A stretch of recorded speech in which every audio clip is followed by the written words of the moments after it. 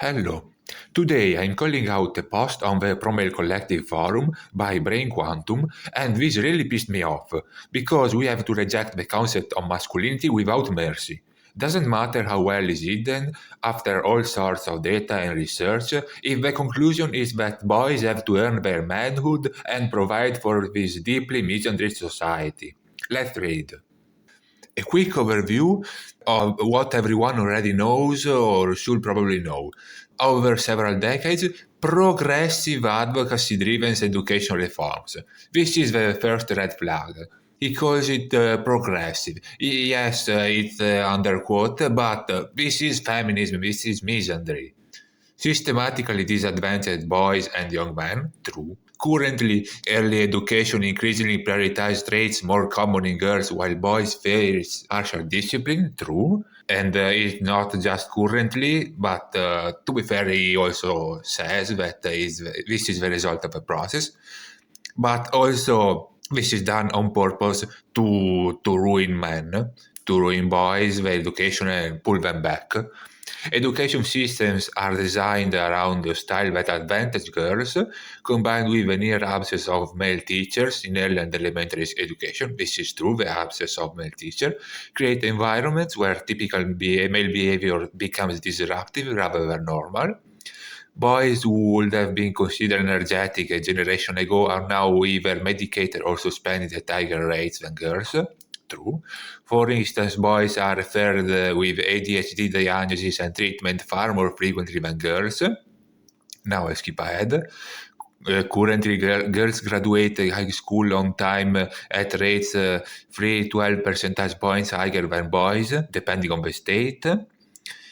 We do know that boys did not used to do so poorly in school. The reshaping of educational landscape, which has been going on for some time and accelerated recently, is clearly causing it. Another red flag, educational crisis. It's not a crisis that begins in boyhood, continues through adulthood. Indeed, at the university level, dominant gender frameworks also increasingly make higher education openly hostile to young men. And this is true. In most Western countries, women now comprise 60 to 65% of university graduates. Girls outperform boys in class grades across all subjects, and we have the data. This is not a temporary aberration, but a 30-year trend that has accelerated over time. Boys have been raised in environments where expression of masculinity are treated as pathological, but it gets way worse than this. Normal boyish behavior is labeled as toxic, aggressive, or problematic because of a discrimination designed to target boys set a place in early education. Boys now fall behind in school. They are being held back, not just falling behind, due to a combination of biological development delays, adjustment problems, educational, language-focused system, teacher expectation, and social lack of male role models. In countries such as Germany and France, early selection and the refusal to accommodate behavioral difference between boys and girls in the name of equality, which is obviously not, often exacerbates these problems. I'll skip to the point. No, let's read this one too. Behavioral and disciplinary problems exhibited by boys and male teenagers are triggered by the organizational structure of school day, which fails to accommodate their developmental needs while they are doing it on purpose. And it talks about the breaks, the physical activity time. Where is the point? We also know that education systems are dominated by female teachers and educators. True. In Germany, for instance, approximately 70% of primary school teachers are female. Similar ratio of male-female teachers can be observed elsewhere. We need more male teachers, particularly in elementary education, where they are nearly absent. The absence of male teachers significantly impacts the psychological development and learning experience of boys and male teenagers. Yes, male teachers have been pushed out. They are being gatekept and also pushed out through false allegation. Then it talks about female teachers downmarking boys. So he clearly shows the picture of men being discriminated against from a very young age.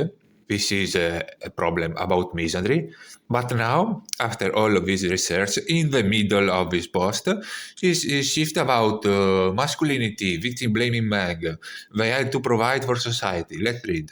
There is a similar pattern in society with boys and young men, often lacking positive male role models in general.